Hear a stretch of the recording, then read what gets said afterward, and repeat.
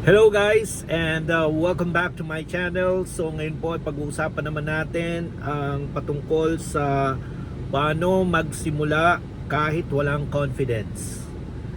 So alam mo yung gusto mo nang magsimula pero lagi kang may iniisip na hindi pa ako ready, baka mag-fail lang ako, wala pa akong confidence. Pero ang totoo po, hindi nauuna ang confidence. Nauuna po ang action. Kaya sa vlog na ito po, ating pag-usapang mabuti kung paano tayo makakapagsimula kahit wala pa tayong confidence sa sarili natin. Oo, kinakabahan tayo, pero kahit feeling natin ay hindi pa sapat, makakapagsimula pa rin po tayo. So yung point 1 po, normal lamang po yung walang confidence sa simula. Hindi po tayo broken, hindi po tayo kulang. Lahat po ng nagsisimula, let's say for example sa mga kagaya ko na YouTuber o sa alimbawa naman sa entrepreneurship, athletes or even yung mga professionals po, dumaan po sila sa stage na kinakabahan po sila. So ang confidence po kasi hindi po siya requirement para po makapagsimula. Resulta po yan ng nagsimula. So ibig sabihin na una muna yung pagsisimula bago yung confidence.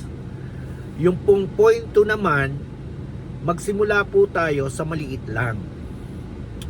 Ang biggest mistake po ng tao, iniisip po niya kaagad yung perfection. O iniisip niya kaagad dapat perfect na kaagad. Hindi po.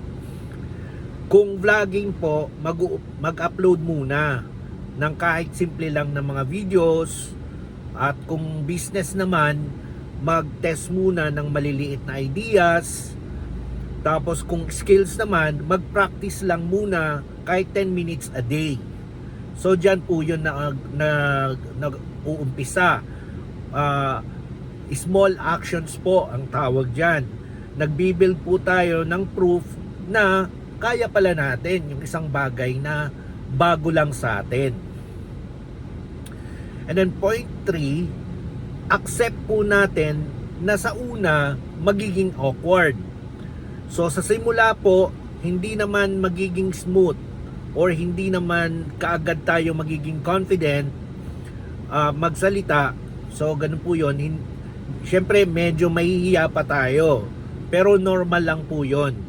Kasi wala pong unang video na perfect, walang unang attempt na professional agad. Ang tanong lang, itutuloy pa ba natin kahit awkward? Nasa sa atin po yung sagot.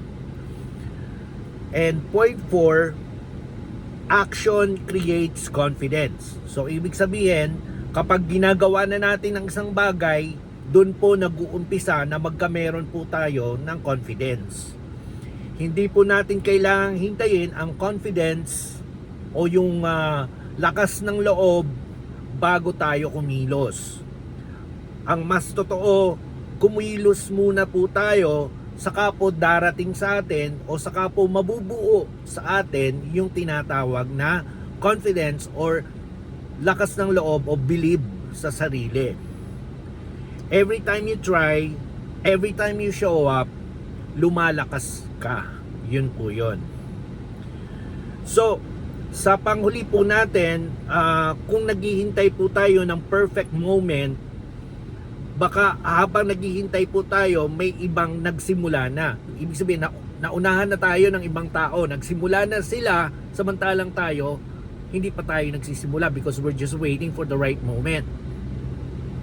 So hindi po natin kailangan maging ready. Kailangan lamang magsimula na lang talaga kaagad. So kung may pangarap po tayo na matagal na nating iniisip, simulan po natin ito kahit maliit lang o kahit na maliit na step lang ang maisagawa natin. At kung nakatulong po itong video na ito, please like and subscribe and comment. So salamat po sa inyong panonood at marami pa po tayong pag-uusapan sa susunod na video. Salamat po!